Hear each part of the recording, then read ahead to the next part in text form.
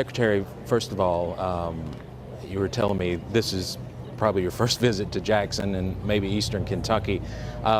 Your impressions of the area just in the last few minutes you've been here, and why did you feel the need to actually come to Jackson today? You could have stayed in Lexington and announced this. Why did you feel the need to be here in person? Well, I really want to be on the ground, be with folks who are going to be affected by this work and understand a little more about this community's story. My first impression immediately is one of a community that has supported one another through really tough times. Look, the whole country took note when there were those floods, and we know that this is a vulnerable area to those extreme weather events. That's one of the reasons why, in a very competitive process, we decided to award this grant to this project for Panville Lake.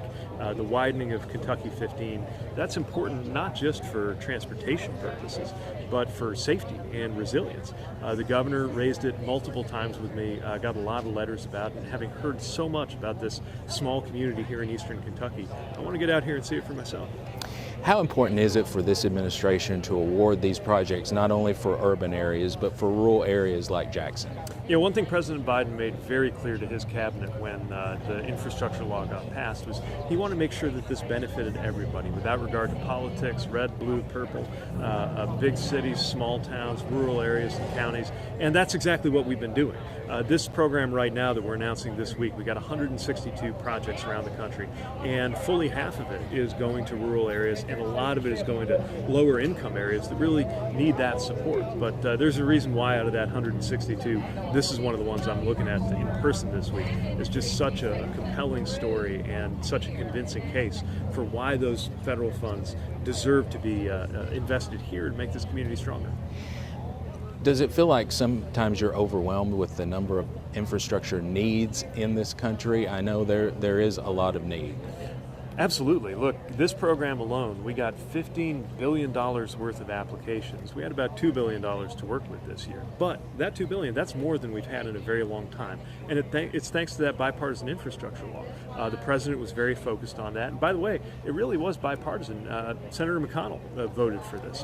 So a lot of Republicans were willing to cross over, work with Democrats to get this done because the need is so great. And when you're standing here, you're looking at these homes and businesses that were impacted by those floods, you see why a road is more than just a road. Getting 15 into better shape and doing the work on the dam and getting those sidewalks and cycle paths here, that could transform the future of a community like Jackson. And that's exactly why we fought so hard for this transportation package in the first place. Can we expect more projects like this for rural areas in the future? Yeah, I certainly expect we'll continue to get more good applications from rural areas, and we'll fund as many as we can. Okay. I want to go off topic just for a second while I have you. Obviously, it's a big travel weekend. Yep. There's been a lot of issues already with flights. I think today's supposed to be the biggest day for flights heading into the 4th of July. What are you guys doing to try and alleviate some of these problems at airports across the country? Well, we're doing everything we can to help airlines get passengers to where they need to go, but also to hold airlines accountable for treating passengers well. They got to be in a position to serve the tickets they sell. Now, so far, up until this week, things were going pretty well. We got through Memorial Day, Father's Day weekend with very low cancel rates, but this week was a different story. We had extreme weather hitting multiple hubs at the same time through the weekend into Monday and Tuesday.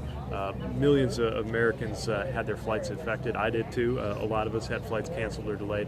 What I will say is what we're seeing right now is most of the airlines are back to normal. United is having some problems that they've got to work through, but it seems to be improving for the other airlines as of today. I have to ask you a political question. President Biden, of course, is running for re-election. He's had some gaffes recently. How concerned are you about him running in his age, and would you prefer somebody else be the Democratic nominee next year? Well, I'm proud to be part of this president's team, and I'll take care, just as I'm here in an official capacity, not to talk in terms of partisan politics or campaigns. But let me say this president has gotten more done in 2.5 years. The infrastructure package, the job creation, most jobs created ever under a president in 4 years, let alone 2.5. The work that's been done to bring manufacturing back to the United States, including back to the heartland, back to places like Kentucky.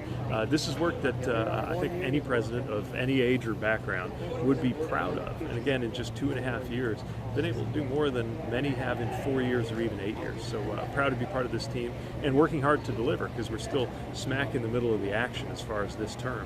And we want to make sure that those dollars get out to the communities like Jackson that are going to put them to good use and have better quality of life and even save lives through good infrastructure. Are you enjoying what you're doing? Do you have any plans to run for president again in the future? I don't have any plans to do any job but the one I've got. It's definitely taken all my energy and attention and then some. It is, I think, the best job in America. I mean, we get to build the future that our kids and our grandkids are going to be counting on. Now, don't get me wrong, it's got its headaches too, dealing with some of these travel issues and so many other concerns that hit the transportation systems. But we ask for these jobs in order to work on hard problems. And when we work through a hard problem like how to get an infrastructure bill passed, then the reward to that is you get to come out and celebrate good news when you are able to have success there. And that's what we're doing today and this week as we travel to so many communities that are benefiting from that vision of investing in America. Secretary, thank you. All right, thank you.